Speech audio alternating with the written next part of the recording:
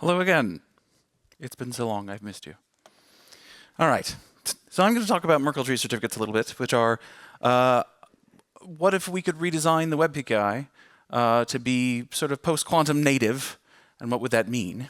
One of the things you heard from Philippe and Roger just a moment ago was, SCTs are bad. One of the many things we get to do when we think through this again is I can use the slides that are in there if we want, and then is that we can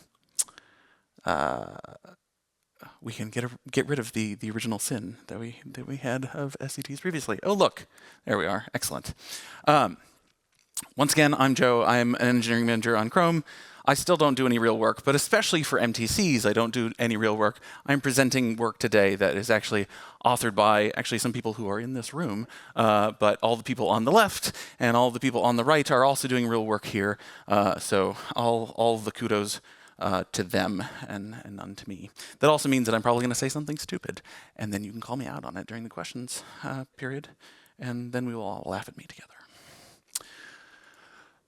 Okay, so briefly, what are we doing? I'm going to give sort of a 4-part talk that looks like it's going to be spread out in time, but most of the time is actually going to be spent on this first bullet point of what the heck are Merkle Tree Certs and why are we building, or why about any of this. For those of you who were at the transparency.dev community meeting and saw a talk from David Ben, you'll see some of those slides again, so sorry. But I think it's good to sort of revisit this. Then we're going to talk a little bit about what work we are doing to standardize this, and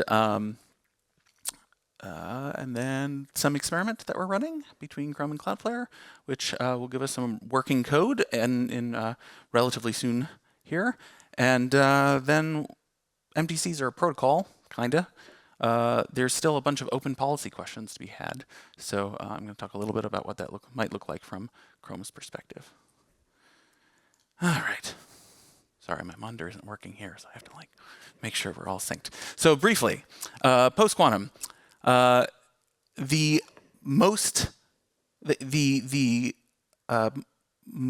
post-quantum algorithm that has gained the most traction in places such as the Web API is MLDSA.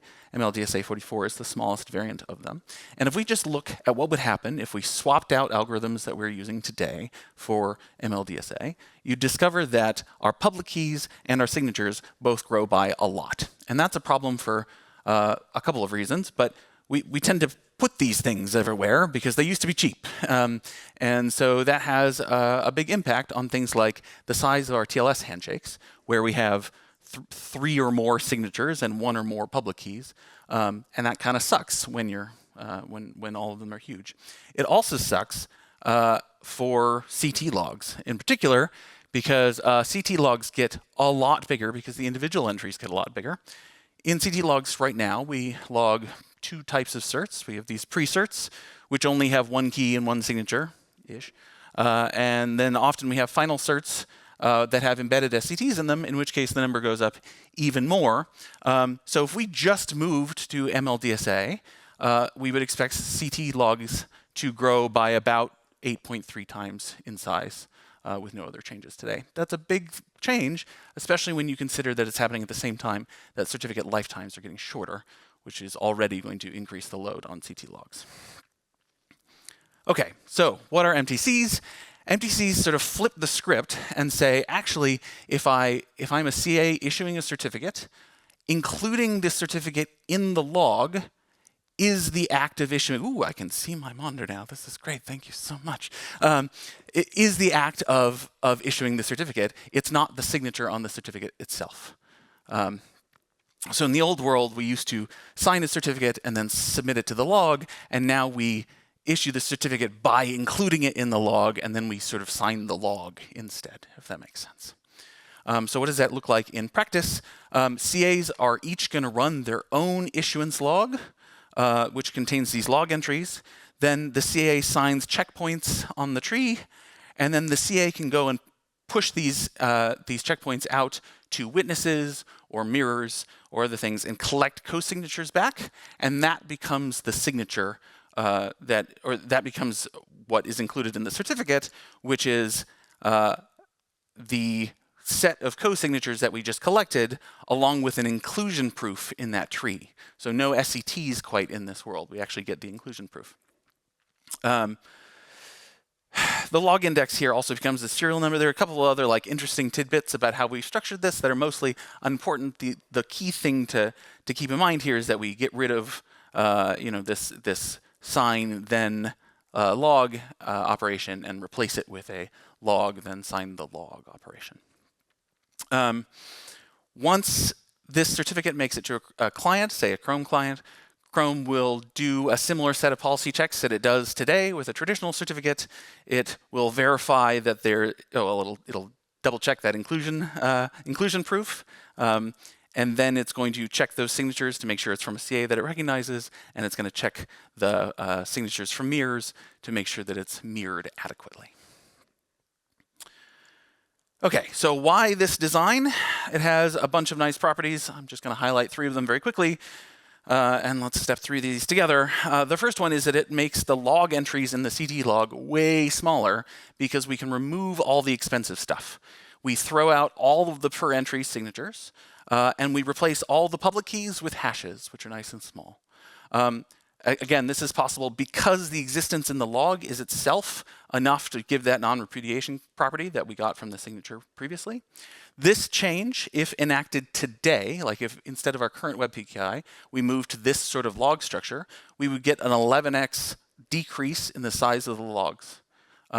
If you combine that with the 8.3x increase that we're expecting from PQ, that gives us 2 orders of magnitude that we're saving off of what is going to happen in the PQ world if we don't take an approach like this. We also have fewer log entries in total with this architecture. First off, in today's world, we have this dual certificate situation where we have a pre-certificate and final certificates that also get logged.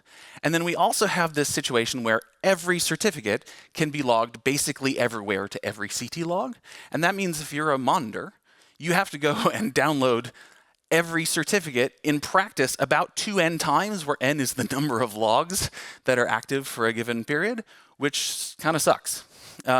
With Merkle Tree certs, there's only 1 entry in 1 log. There are these mirrors, but the mirrors are provably identical to the original log, so you only have to download it once and then just verify that everything is as you expect. This gives obviously a 2x entry reduction per log, but again, we get a 28x reduction across the ecosystem in terms of log volume. So hopefully between these 3 slides, you can see that this is way cheaper from a transparency perspective compared to the status quo. There's another very cool property that Merkle Tree certs have, which is that you can have actually 2 forms of a certificate. You can have a certificate that looks kind of like the certificates we have today, where you have these signatures from mirrors and you have a signature from the CA, but you can also have this highly optimized variant. And in this optimized variant, we can drop all of the signatures entirely and still have it work out, which gives way smaller TLS handshakes, which is interesting from my perspective as someone who cares about browsers and performance and stuff like that. Even though it doesn't affect transparency quite as much, it is still cool from a transparency perspective. So how does that work? The key insight here is that inclusion of an entry in the log can be proved up to any future checkpoint. It doesn't have to be the one that's issued at the time that the certificate was included. And so we just designate some periodic checkpoints and call them landmarks. Say we issue one every hour. And then browsers go and validate those check marks out of band. So like Chrome has servers that go and pull down the landmarks to make sure that everything looks good for all of those entries, and then provides those landmarks and the hashes of those landmarks down to the Chrome clients. And then the server just has to prove that there's a way, just has to prove inclusion to one of those already trusted landmarks that Chrome knows about in this case. Not Chrome, arbitrary browser, but I'm Chrome-centric. What do you want? There are a couple of downsides to this, though. One is you can't make the signature list certificate immediately. You just have to wait until the next landmark. And so there's even in a world where signatureless certificates are used a lot, you're still going to need the other certificate, the full certificate sometimes. It also requires that clients are regularly getting these landmarks out of band. And of course, servers and clients have to agree on what landmarks they both understand so that the server can provide the right type of certificate. We're not going to talk too much about that today, but I'm happy to answer some questions about it if you'd like. Merkle Tree certs also have a bunch of other neat properties. You can do index-based revocation, which means that you can revoke certificates that you've never seen if you know where in the log they should have been stored. The issuance logs are just tile transparency logs. They are tlog compatible, so like all the cool stuff that Filippo was talking about this morning, Merkle Tree certs slot nicely into that. Which is nice, and we can reuse a lot of the expertise that we've already built up together. Also, just operationally, these fit now into X509 certificates in sort of a tidy way, where this just sort of looks like a funny signature algorithm in TLS, which is nice because most servers don't actually really look at the certificate very much. They pass it on to their TLS library, and as long as the TLS library handles it, everything should just work. So it reduces the implementation overhead that we expect for servers. And one sort of neat property here is because we're batching signatures based on in the issuance log. Let's say you have an HSM that's really slow or whatever. That's actually okay in this model in a way that it maybe isn't in a traditional PKI. There's also a bunch more cool stuff that happens in Merkle Tree certs that I unfortunately don't have time to talk about. There's this whole subtrees concept that makes us be able to shrink the inclusion proofs substantially to make that even more compact. There's a whole idea in Merkle Tree certs of log pruning, so that we don't have to rotate logs like we do in CT today. We can sort of just kill off all of the old entries in the logs that we don't care about anymore according to some policy, while still maintaining the Merkle Tree cert property. And a whole bunch more cool stuff there too. I encourage you to read the draft if you want to learn all about it. Along those lines, there is a draft you can read right now. The hope is to get this standardized in the IETF. There is currently this fledgling group of PKA logs and tree signatures, or plants, which has a BOF coming up at IETF 124 in Montreal a couple Tuesdays from now. And that's a great place to get involved if you want to, even if you can't come to the BOF. Our hope is that it turns into a working group, and then you could be involved there. If you're like, you know what, IETF's not really my speed, that's okay. You can go comment on the GitHub repo directly. Links right there. There's a lot of cool work there. So there is still a lot of stuff to figure out in MTCs. We have a relatively coherent story that I'm hopefully trying to tell, but my expectation is this will continue to evolve further. It has already evolved once. I should have said this earlier. If you've heard anyone ever talk about photosynthesis, photosynthesis is the latest revision of Merkle Tree certs. There was an old version of Merkle Tree certs, which was not nearly as cool as the photosynthesis version that I've just presented to you. So lots of opportunity for evolution as time goes on. So in parallel to the standardization work, we're also aiming to demonstrate the viability of Merkle Tree certs and work out the kinks by having a real example of them running at scale. And the way we are doing that is in an experiment, which is a partnership between Chrome and Cloudflare. For this experiment, we're going to be running it with conventional crypto, so ECDSA and RSA leaf certs and ECDSA cosigners. It's only going to be on the cool signatureless certificate optimization, which lets us sidestep a lot of the policy complexity that I'm about to talk about in a minute. But the goal here is to say, look, we actually see the sort of performance improvements that we'd expect to see. And our hope is, well, actually, I have more to talk about that. Well, one big wrinkle in this whole experiment is that Cloudflare is not currently a public CA, and we don't want this experiment to sort of de facto extend the trust boundary of Chrome to include Cloudflare. And so we have to do a bunch of extra work to make sure that every MTC that's issued corresponds to a valid certificate in the traditional Web PKI. So there's this concept of a bootstrap certificate, and every time Cloudflare will be publishing a cert, they will also be publishing the bootstrap cert sort of in parallel. Then Chrome servers will come along, fetch the logs landmarks, kind of like I talked about earlier, and validate the consistency there, and also go through and make sure that each MTC is not just included in those landmarks that to be expected, but also that it matches this Bootstrap certificate, and that trusting the MTC is not any riskier than trusting the corresponding Bootstrap certificate would have been. This includes doing things like making sure that those Bootstrap certificates pass the CT requirements that Chrome has and stuff like that. Yeah. So once the servers have validated that, Chrome will be pushing those validated landmark hashes down to Chrome clients. Chrome clients will then indicate support for Merkle Tree certs in the TLS handshake, and if they get a Merkle Tree cert back, they will verify the entries inclusion proof to the known landmark. This is like active work that's happening right now. Our goal is to have code running in Chrome and between Cloudflare and Chrome in December. So it's like, it's like active. I'm really excited about it. But yeah, that's the experiment. The next big question, though, is that the experiment is great, but it's sort of just a proof of concept, and it relies on this whole Bootstrap certificate thing. But we sidestep a lot of the interesting policy questions. MTCs, as I said earlier, is really just a protocol. And so all of the things like root program policies or CT policies that we've had to build out for Chrome now need to be reconsidered in the context of Merkle Tree certs. So to give you a little tiny hint of where we're thinking there, this is very early on, but from a root program perspective, our hope is, or our expectation is that if we build out something MTCs related for realsies, not just for an experiment, that it's going to be PQ only in Chrome. We're not going to have any of this conventional nonsense in the MTC root store. But our other big hope is that this will be Chrome's response to publicly trusted PQ certificates. That our hope is not to have a traditional root store with MLDSA roots, which is, I'll point out, different than I've heard some other root programs are taking, but we'll see. Anyway,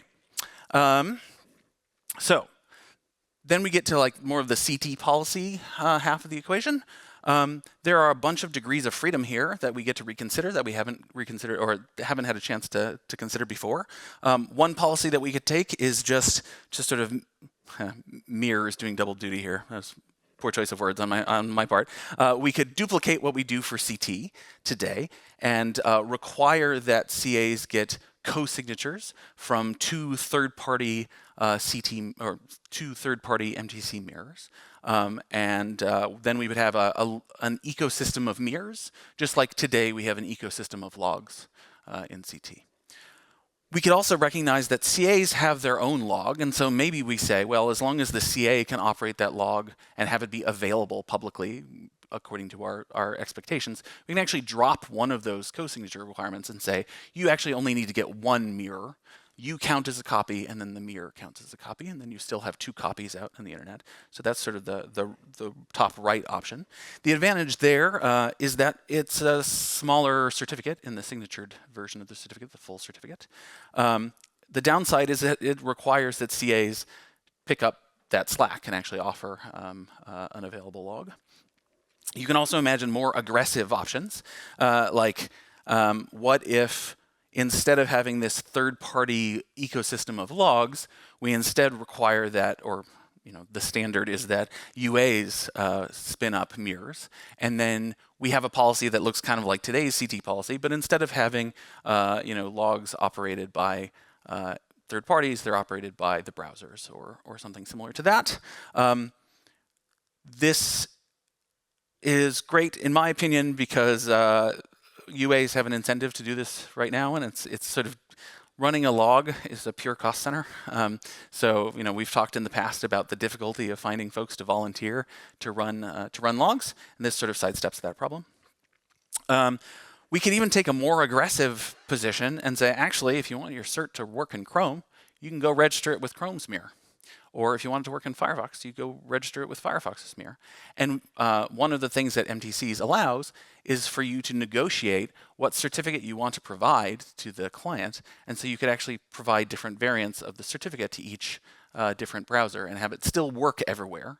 And the advantage to this is that it's much smaller in terms of the TLS handshake still, because now you're down to just a single signature potentially. So there's a bunch of different degrees of freedom here. Hopefully we can talk about this maybe in a breakout session if you want to talk about it more, and we'll go from there. And that's all I got today, which is good because I've got very little time left. Thank you very much.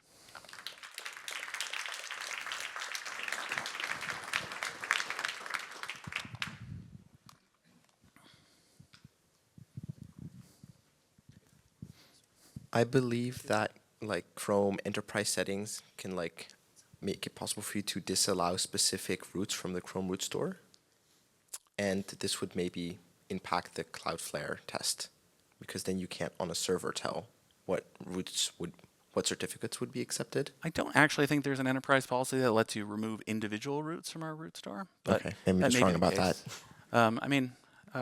But I'm confident that we'll take care of that case. That's a good call out, though. Yeah. So revocation checking is currently quite like a pain point in current web PKI. So the solution is on the same lines with CRL Lite or CRL sets. So I have a hot take here, which is that I think revocation checking is actually fine in the web PKI right now, in no small part due to tremendous amount of work that has been put in over the past couple of years by multiple browsers. So MTCs already have this mechanism where we can deliver revocation information down alongside the landmarks. We're not going to do that for the experiment. MTCs are also very likely, as we've written them, only to be short-lived certificates. If we sort of mirror what the baseline requirements from the CAB forum right now look like for short-lived certificates, you actually can get a pass entirely for supporting revocation at all, and so we don't have to enforce revocation in the browser either. In practice, during our experiment, actually, the Bootstrap certificates and the MTCs are going to have matching SPKIs, excuse me, which means that actually our current revocation mechanisms in Chrome will just magically work on MTCs, which is kind of neat. Right now, today in Chrome, certificates that are revoked by the CA for things like key compromise are already enforced in Chrome. So we will sort of CRL sets, right? This is using CRL sets, yeah. Thank you. Yeah.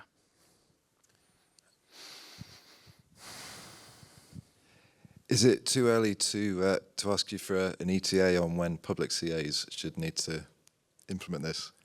So my hope is that we will have a lot of the kinks worked out next year, and so 2027 would be the year of like actually doing this for real in some fashion. But that's an ambitious timeline because this sort of stuff is slow. Yeah. So you mentioned that clients have to negotiate with the server as to which landmark they will accept a proof with respect to. How do you balance that with possible fingerprinting vectors? Right, great question. So there are a fairly limited number of landmarks per, well, how do I say this? Every up-to-date client, roughly speaking, will have the same set of landmarks available to them. So the fingerprinting question only gets interesting if you have clients who are sort of lagging behind. And it's really only interesting for clients that are lagging a lot behind, because if they're only lagging a little bit behind and they're still getting updates, it's not a stable fingerprint, right? 10 minutes from now, they're finally going to get the update, and then they're going to have a different fingerprint. So it's only interesting for the long cases. And the short answer there is if you don't get an update with these landmarks are only good for on the order of a week, and we're probably going to cut it off less than that. So if we haven't gotten an update in the last 4 days, we're just not going to send the set of landmarks with our requests out, so it won't be usable for a fingerprint. Yes, thank you. The current recommendation for MLDSA and other post-quantum candidates are like, we should keep the regular crypto around because the cryptographic community is not sure about the new post-quantum stuff being safe from catastrophic failure. And in a similar way, when I look at MTC and the CT ecosystem does not look safe now from catastrophic failures, though is there like plans for hybrid certificates between the regular way old way of doing certificates with the new MTC ways, or just let's move to the new stuff and forget about the old stuff? MTCs, the protocol is pretty actually agnostic about what algorithms you're using. You could build it out using hybrid algorithms if you wanted to. A lot of those details will be worked out as it goes through the IATF, I'm sure, and debated at length. I think I was making an analogy. So if the MTC is the new way of doing certificates, but we are not safe from the transparency environment failing, because as we saw this morning, we still have failure modes, and it's still at the early stage of the transparency in some ways. There is already a decade of measurements, but we still have like logs dying in 2025.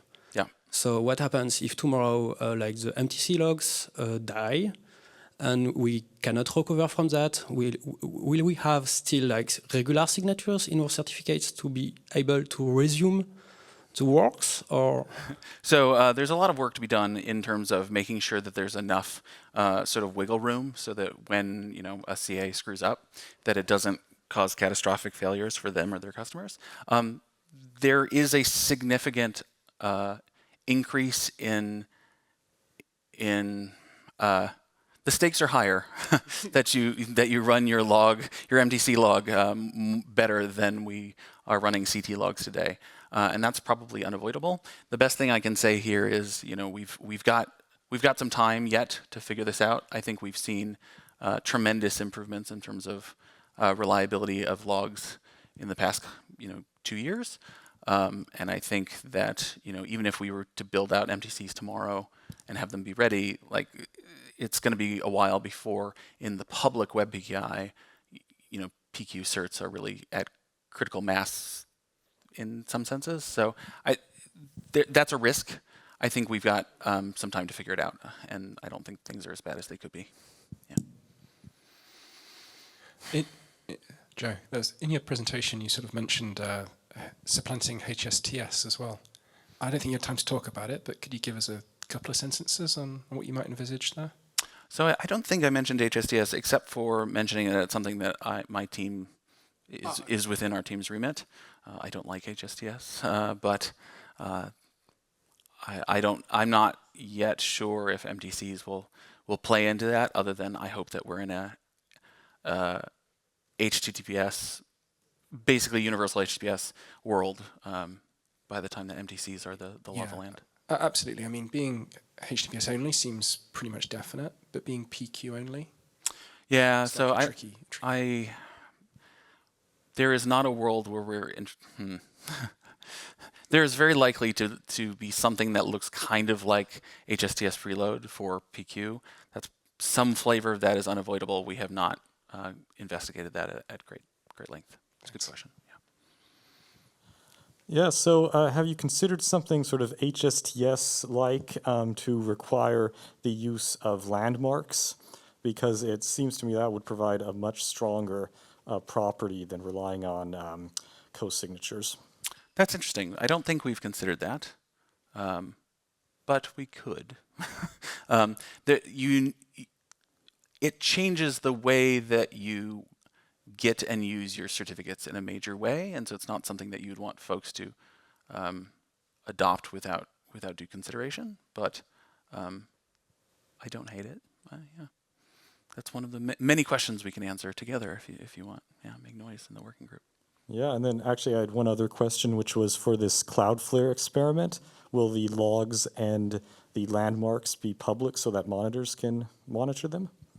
I think we probably could. I can't speak for Cloudflare, but I don't see why not. The URLs actually are available if you can divine them. They're already publicly accessible. So I suspect that I know that there are blog posts planned from both of us. And I wouldn't be surprised at all if that was something that was included. Excellent. Look, hello. Did not realize you were here.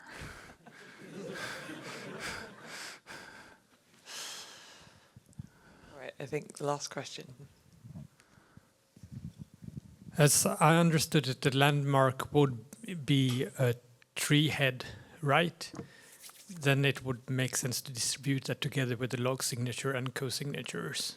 Yes. And then you could monitor them like you would monitor. So no matter what variant you use in a Merkle Tree Merkle Tree certificate, you will have access to a tree head that includes that certificate.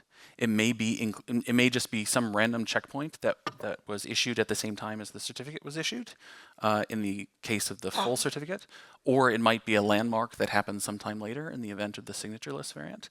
But either way, you will have a tree head that can be used to show inclusion of the certificate in question. Okay, round of applause for Joe, please. Thank you very much.